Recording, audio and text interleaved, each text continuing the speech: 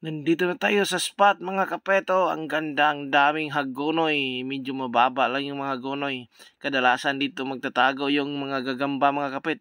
Kaya samahan nyo ako sa ating paghahunt ngayong umaga mga kapet. Yan, medyo may napansin na akong sapot dito. Nandito sa hagonoy. Yan, karugtong sa may... Yan, kanding-kanding kung tawagin dito sa amin sa Badyan, Cebu mga kapet. Hindi ko alam kung anong pangalan dyan sa inyo. Basta dito sa amin, kanding-kanding dyan. Yung daming kanding-kanding. No, wala nang dahon. Yung mga kanding-kanding dito, inubos ng mga kambing. You know, kinakita yung sapot, kumikintab talaga sa araw. Karugtong siya doon sa may hagonoy. Yan, medyo marami kanyang sapot kaya... mahirapan tayo sa paghanap nito mga kapet. Yan, meron kasing gagamba na matalinong gagamba. So, pinaligaw-ligaw tayo sa mga kanilang mga sapot. Dinami-damihan nila. Kaya, huwag niyong putulin. Advice ko lang sa inyo mga kapet, kung kayo ay maghanap ng gagamba, huwag niyong putulin yung sapot para madali niyong masundan yung kanilang sapot mga kapet, para madali niyong makikita yung gagamba. Yan, oh. Nandito siya sa baba, oh. Yan. Uy, mayroon nakabalot. Parang ito na nga mga kapet. Nakabalot siya sa may tuyo na dahon. Yan. Kadalasan yung magagamba mga kapet, nandito talaga sila sa baba, talaga magbabalot. Doon sila magtatago. Hindi sila sa taas kasi para hindi sila mapansin ng mga ibon.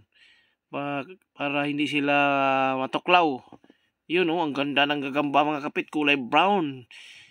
Yun, oh, ang sakto-sakto lang kanyang katawan, oh. Medyo mahaba talaga kanyang galamay mga kapit. Yun.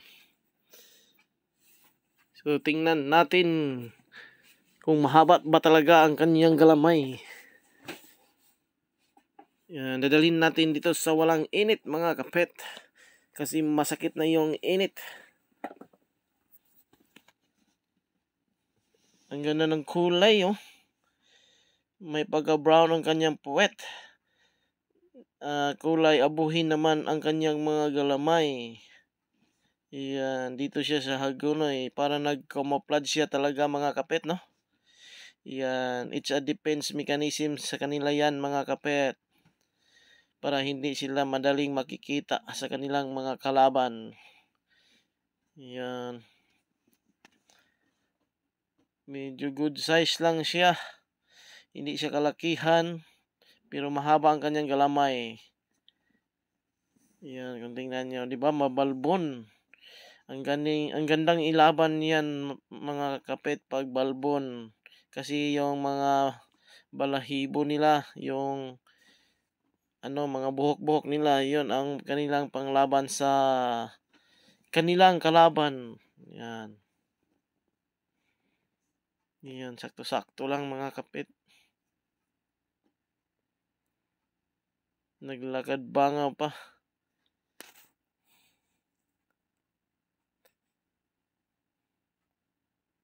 Yan, oh. Kung makikita nyo, lakad bangaw siya dyan, no? Mukhang matapang.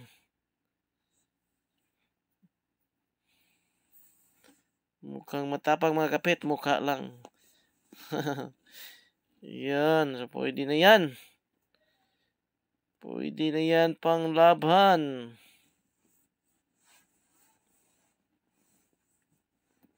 Oo. Okay, so nandito naman tayo sa ibang spot. Yan, daming kanding-kanding. Sa gilid may maisan mga kapit, pero yung mga maisan hindi pa tuyo. Medyo Kung tawagin sa amin, lunhaw pa yan mga kapit. Yan. Wala pa yung masyadong gagambang tumitira dyan. So dito na muna tayo sa kanding-kanding. Yan. Daming kanding-kanding oh. Kitang-kita talaga yung sapot. Pababa na yung sapot mga kapit.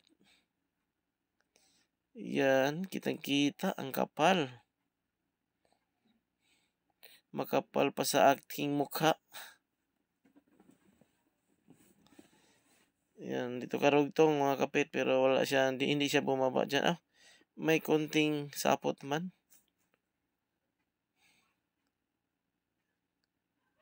Ayun. Bumaba pala siya dito. Yan oh.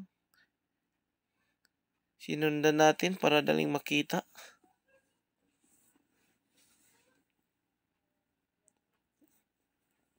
Yan. Medyo, yan oh. Medyo, malagkit yung sapot at saka matibay. Ay, yun. Nandito lang pala yung gagamba nagtatago mga kapit. Yan. Medyo maliliit lang kanyang tinataguan no. Walang ibang nakabalot. Madali lang talaga makikita yung gagamba pag dito dumadapo sa mga kanding-kanding mga kapit kasi walang masyadong dahon. Yan, parang pareho lang yung kulay sa yung kanina nakita natin Pero yan kanya puwet hindi siya masyadong brown, may pagkaitiman siya. Yan. Pero hindi siya masyadong malaki. Parang TM size lang to mga kapit. Yan. Parang TM size lang. Yan siya.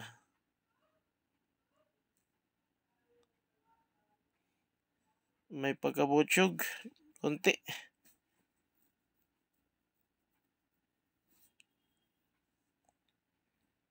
Pero maganda naman siya. Kasi mabalbon.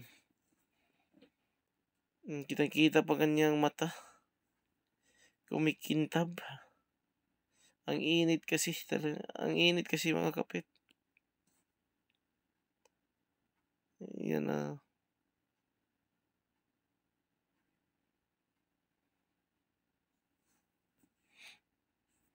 Butyog konti.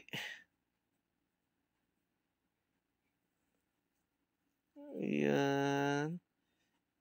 Parang yung mga galamay niya mga kapit hindi pa masyadong makapal no. Yung sa dulo ng kanilang sapot, parang hindi pa siya masyadong makapal. Parang hindi pa tumatanda mga kapit. Parang batang bata pa to. Kaya pakawalan natin to mga kapit. Hindi natin dadalhin. May pagkabutyog.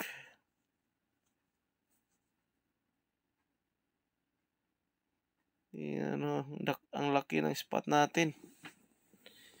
Sana makakita tayo ng marami nito. Ito naman tayo sa mga hagkonoy. Yan. Yung kitang-kita talaga yung sapot.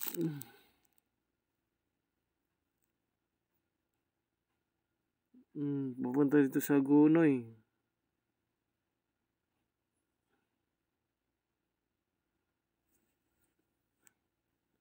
Yan parang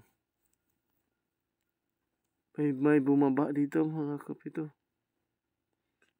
Parang nandito.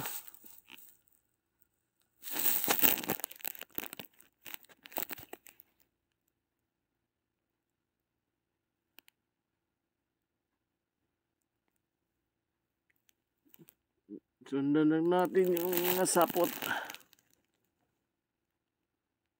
Ay, may nakabalot dito sa baba. Ay, nandito nga. Gandang kulay. Pareho lang sa kanina yung mga kulay nila. Ayan. Sana kumpleto mga kapit. Ayan Babalbon din. Parang katulad ng cooler kanina, no? Iyan. Medyo maliit pa, TM size lang. Ayan siya.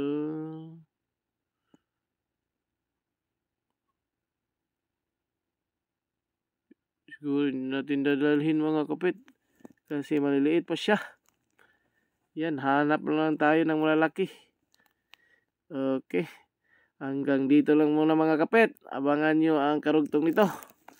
Magpaalam na ko sa inyo mga kapit. Bye-bye. Okay mga kadok, magandang araw sa inyo. Spider Doc here. Shoutout tayo kay Idol Gagampit. Wow! Yan. Pakisuportahan at subscribe po nyo yung kanyang channel. Okay? Paalam!